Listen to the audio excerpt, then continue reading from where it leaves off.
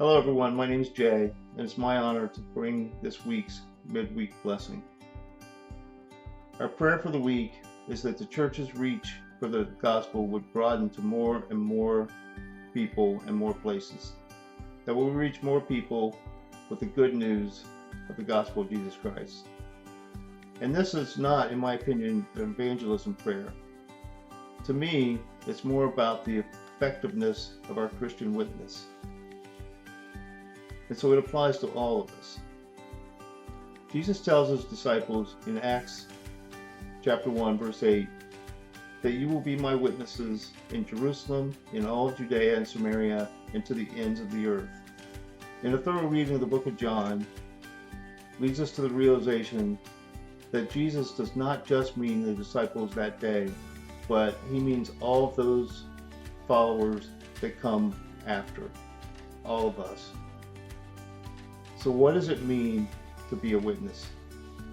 Dallas Willard says, witnesses are those who cause others to know.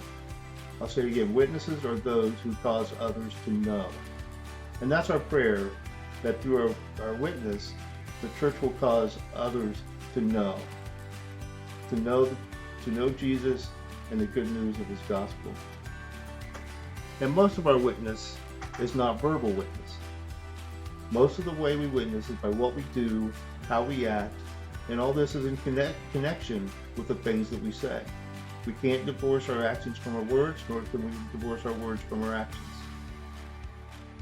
And I experienced an example of witnessing by action recently. My brother-in-law's son plays on a travel baseball team. He's 14 years old, and the team is quite good, and he's very good. They have excellent fundamentals, and it's easy to tell that they've been well coached to how to play the game. But their coaching goes beyond the field of play.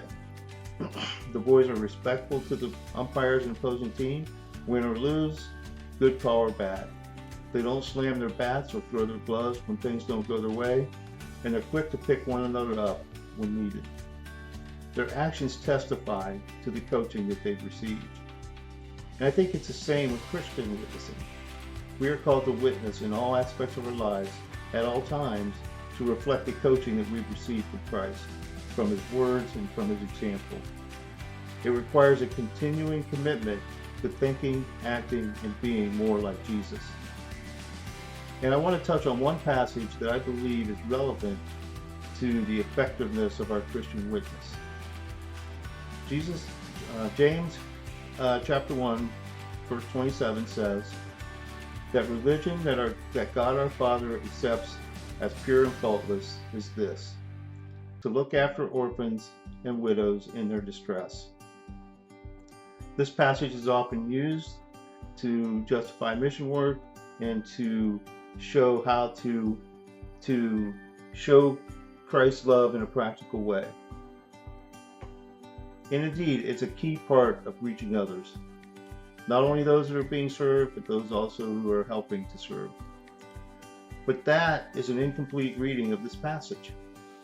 The complete passage says, religion that God our Father accepts as pure and faultless is this: to look after orphans and widows in their distress, and to keep oneself from being polluted by the world. Why do I point this out? I believe that as Christians, we often look no different than the culture that we live in, the world. And I believe this severely hurts our witness. In the book of John, Jesus basically boiled his commandments into three things: love God, love your neighbor, and love one another.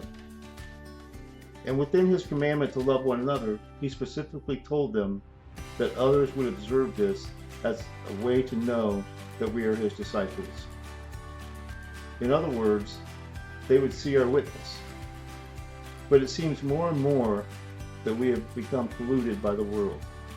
We spend our time witnessing to political parties, government actions, or individual rights, suggesting to others that this is where our hope comes from. And we often do this at the expense of our Christian brothers and sisters who may have different opinions. Perhaps we don't consider this to be an element of our witness. But I learned this the hard way In a gospel conversation with my unbelieving daughter a few years ago, she basically called out my hypocrisy. She asked me, why would I want to be on your team? You guys don't even like one another. Since then, I've taken aspects of witness much more seriously and tried to allow the Holy Spirit to guide. But I do have to say, it's very hard to avoid the pollution of the world in today's times. And I want to close with a short quote I recently came across. I'm reading a book in which the author is walking through his spiritual journey using stories and analogies. Near the beginning of the book, he says that he never liked jazz music until he saw a person playing it with a great love for it. And he says, sometimes you have to watch somebody love something before you love it yourself.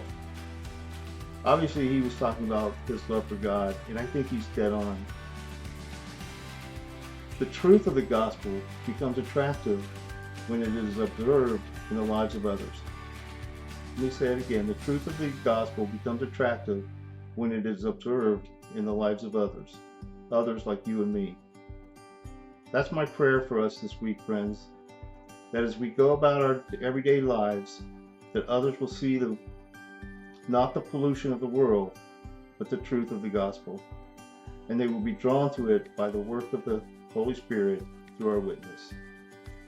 Thank you for listening, and God bless you.